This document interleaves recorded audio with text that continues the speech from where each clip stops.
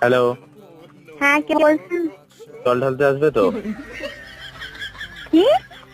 শিবরাত্রিতে জল ঢালতে আসছো তো? কোথায়? শিবের মাথায়। কেন?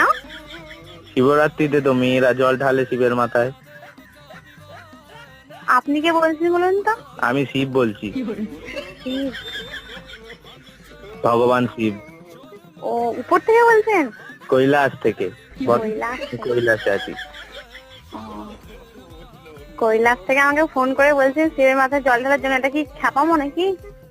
বেলপাতা 3টের বেশি আনবে না। 3টে, কারণ তোর মাথায় চাপ আসবে আমার। আর ঠান্ডা জল ব্যবহার করবে না, দুধ বয়েল করে জলটা গরম করে নেবে। আমি তো ভাবছি মাটির কলস থেকে জল নিয়ে যেটা প্রচুর ঠান্ডা হয়। ওরে বাপ রে, একে মাথায় মাথায় ঢালার জায়গায় অন্য জায়গায় ঢালবে সব, ঠান্ডা না হয়ে।